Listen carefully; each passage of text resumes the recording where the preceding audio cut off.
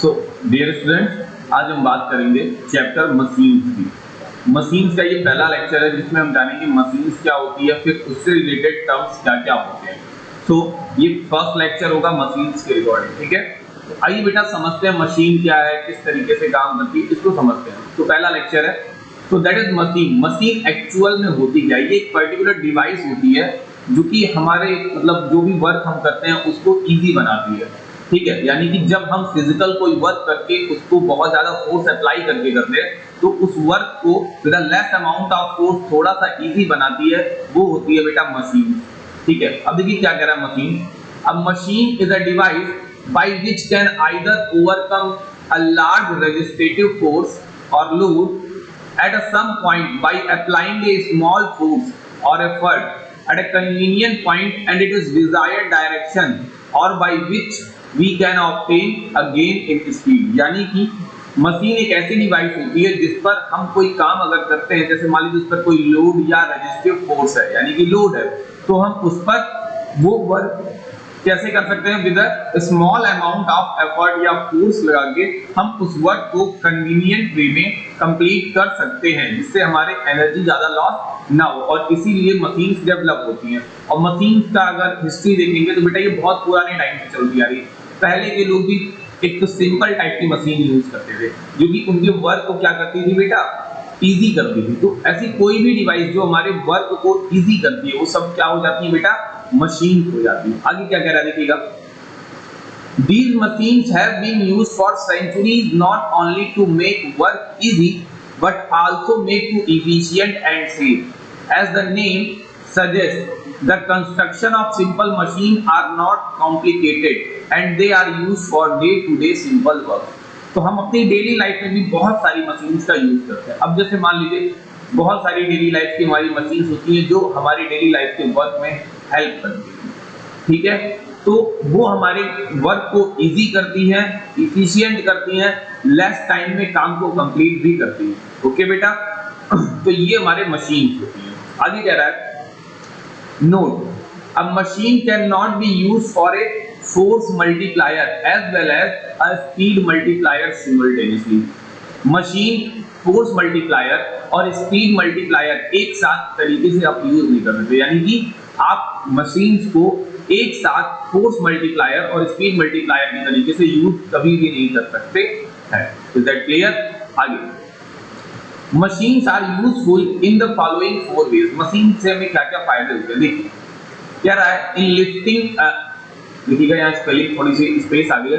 In lifting a heavy load by applying the less effort. यहाँ पर भी spelling mistake आ गई, क्या हो गया इसमें, चलो ओके। सो होप आप अंडरस्टैंड कर लेंगे, मैं यहाँ स्पेलिंग करेक्ट कर देता हूँ एक बार। That is the less and that is lifting. यहाँ पर स्पेस नहीं है बेटा, ठीक है। तो यहाँ पर लेस है, यहाँ पर लिफ्टिंग है। सो that is the less effort is that a force multiplier. अगर आप क्या कह रहा है, इन lifting a heavy load by applying the less effort, यानी कि आप किसी हैवी लोड को उठाते हैं और आपको फोर्स कम अप्लाई करना पड़ता है, तो वो एक तरीके से फोर्स का मल्टीप्लायर हो जाता है। क्यों? क्योंकि लोड हैवी है और आपको फोर्स कम यूज करना पड़ रहा है। इसका मतलब आपका फोर्स, आपका जो लेस अमाउंट ऑफ फोर्स है उस लोड के इक्वल हो रहा है। इसका मतलब आपके फोर्स का वैल्यू बढ़ रहा है, तो उसी हम बोल रहे हैं फोर्स मल्टीप्लायर। एक ऐसी मशीन जो आपके फोर्स की लेस अमाउंट ऑफ फोर्स को हैवी लोड उठाने में हेल्प कर रही है, तो वो machine as a force multiplier है। Second, in changing the point of application of effort to convenient point. आप एफर्ट पॉइंट को चेंज करके क्या कर सकते हैं, कन्वीनियंट पॉइंट पर जाकर आप वर्क इजी कर सकते हैं। In changing the direction of the effort to the convenient direction, आप एफर्ट की डायरेक्शन चेंज करके काम कर सकते हैं, ठीक है। अभी जैसे मान लो बहुत सारे डायरेक्शन होती है, इसमें डायरेक्शन आपके फोर्स की डायरेक्शन कहीं और होगी और वर्क किसी और डायरेक्शन में होता है।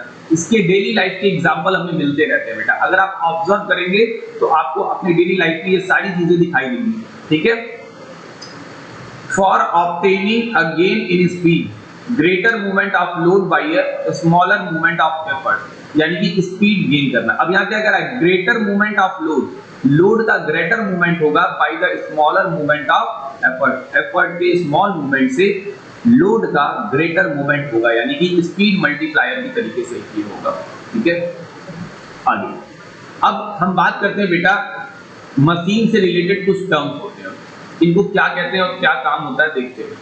सबसे पहला मशीन से रिलेटेड टर्म आता है लोड। द रेजिस्टिव और opposing force to be overcome by a machine is called load. यानी कि मशीन पर जो रेजिस्टिव फोर्स होगा या फिर जो लोड होगा, जो अपोजिंग फोर्स होगा, उसे हम क्या बोलते हैं बेटा लोड, और लोड को डिनोट करते हैं कैपिटल लेटर एल से। इसके बाद आता है बेटा एफर्ट। अब आप उस लोड को ओवरकम, लोड के लिए जो वर्क करते हैं, यानी कि वहां पर अब जो आप फोर्स अप्लाई करते हैं, ठीक है, the force applied on the machine to overcome the load is called the effort. अब आप उस लोड को बैलेंस करने के लिए आप एक एफर्ट लगाते हैं, दैट इज कॉल्ड एफर्ट। एक फोर्स लगाते हैं, दैट इज कॉल्ड एफर्ट। ठीक है, इसके बाद आता है mechanical advantage. The ratio of the load to the effort is called the mechanical advantage of the machine. यानी कि किसी भी मशीन की जो मैकेनिकल एडवांटेज होती है बेटा, that is called MA, is called load upon effort. अब लोड की वैल्यू अपॉन एफर्ट की वैल्यू कर लेंगे तो हमें मैकेनिकल एडवांटेज मिल जाएगा। ठीक है, अब यहाँ ध्यान रखिएगा, अगर मैकेनिकल एडवांटेज मिल जाएगा तो यहाँ पे दो चीजें होती हैं, या तो ये 1 से लेस या 1 से ग्रेटर या 1 के इक्वल, इस तरीके से आता है। तो उस कंडीशन में क्या चीजें होती है समझिएगा।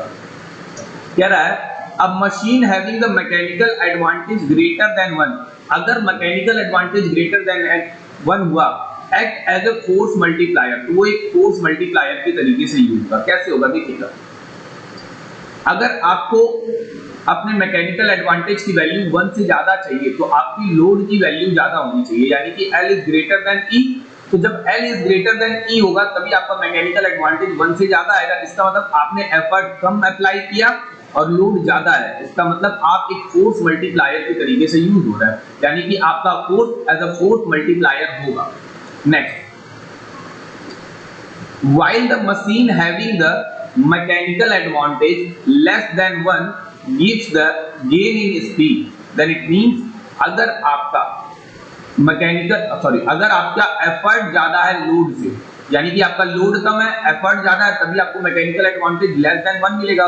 तो इसका मतलब आपने एफर्ट ज्यादा लगाया, लोड कम है, तो आप अगर लोड कम है और एफर्ट ज्यादा है तो आपको क्या मिलेगा, as a force as a speed multiplier, यानी कि स्पीड गेन करेंगे, ये स्पीड मल्टीप्लायर के तरीके से काम आएगा।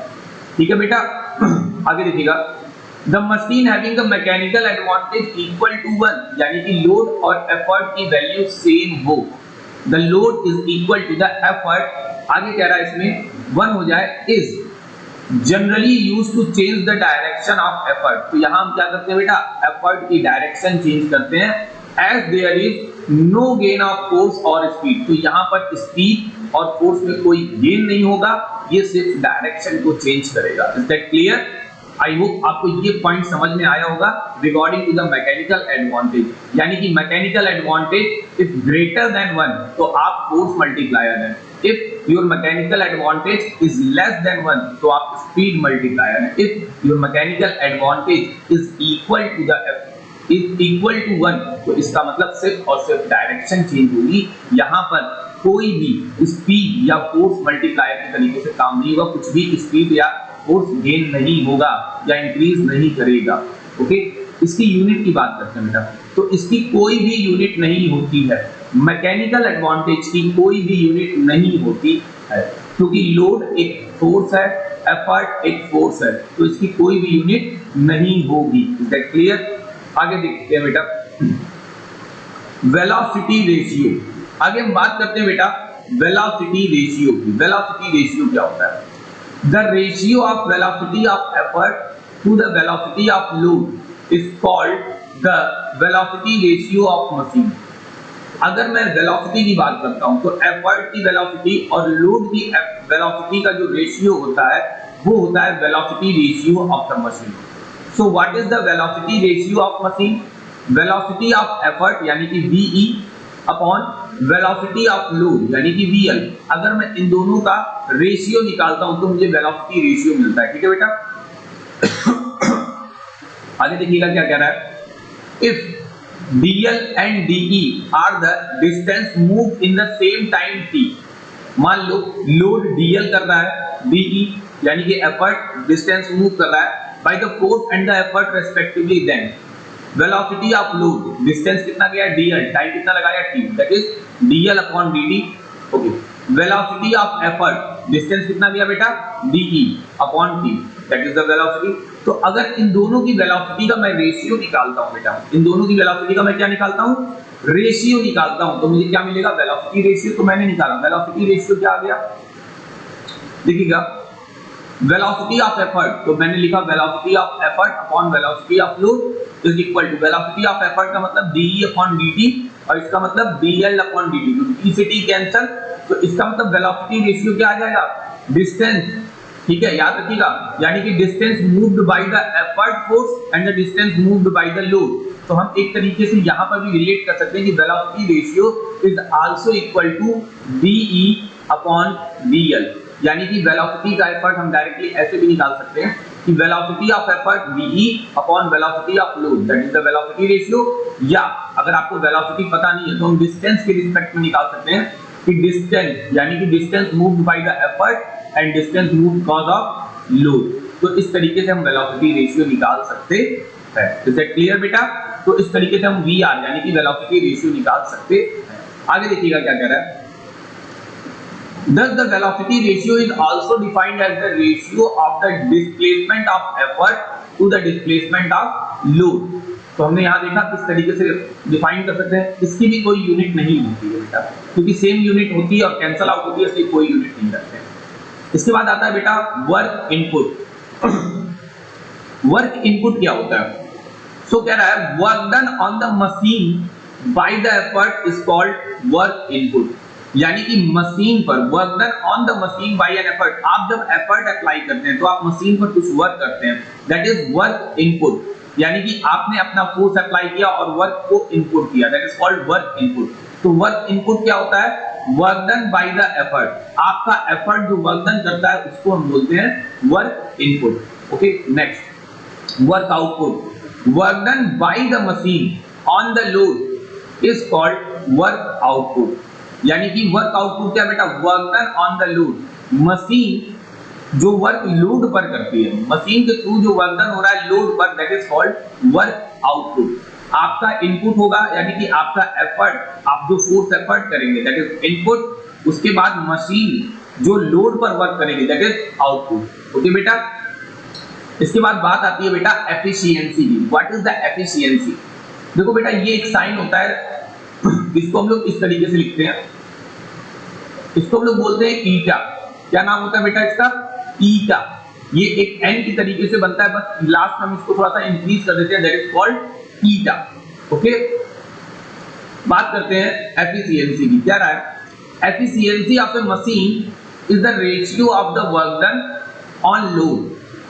ध्यान दीजिएगा क्या कह रहा है, efficiency of A machine is the ratio of work done on a load, यानी कि आपका work done on a load, यानी कि वर्क क्या हो रहा है, work done on a load, load पे वर्क डन कौन करता है? वर्क आउटपुट, यानी कि मशीन करती है, by the machine to the work done on the machine by the effort, यानी कि आपकी जो एफिशिएंसी होती है बेटा वो वर्क आउटपुट, क्योंकि मशीन जो वर्क करती है दैट इज वर्क आउटपुट और आपका एफर्ट जो वर्क करता है that is work input. So the efficiency is equal to work output upon work input. So efficiency is the ratio of the work done on the load by the machine to the work done on the machine by your effort. So that is the efficiency, work output upon work input. लेकिन efficiency को हम लोग हमेशा percentage में लिखते हैं, usually हम इसको परसेंटेज में एक्सप्रेस करते हैं। तो हम लोग क्या लिख सकते हैं बेटा? efficiency is work output upon work input into 100%। तो इस तरीके से हम एफिशिएंसी को परसेंटेज के फॉर्म में लिखते हैं। इसकी कोई भी यूनिट नहीं होती है बेटा, इट हैज नो यूनिट, इसकी भी कोई यूनिट नहीं होती है। Is it clear?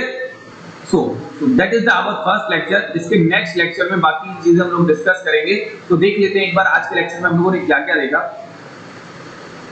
सबसे पहले बेटा हम लोगों ने बात की मशीन की।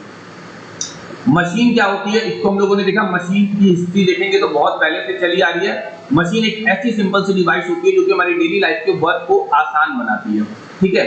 और machine as a force multiplier या एज अ स्पीड मल्टीप्लायर के तरीके से काम करती है। लेकिन एक ही साथ स्पीड मल्टीप्लायर या फोर्स मल्टीप्लायर के तरीके से एक साथ काम नहीं कर सकती, अलग अलग तरीके।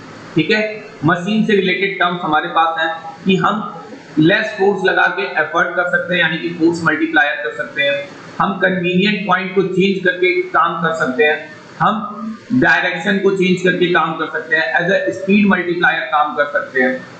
अब मशीन से रिलेटेड टर्म्स में लोड क्या होता है बेटा, जो अपोजिंग फोर्स होता है दैट इज कॉल्ड लोड। जो एफर्ट हम पुट करते हैं, ठीक है, जो फोर्स हम अप्लाई करते हैं on a machine is called effort. इसके बाद मैकेनिकल एडवांटेज आता है बेटा, तो लोड और एफर्ट के रेशियो को हम लोग मैकेनिकल एडवांटेज कहते हैं।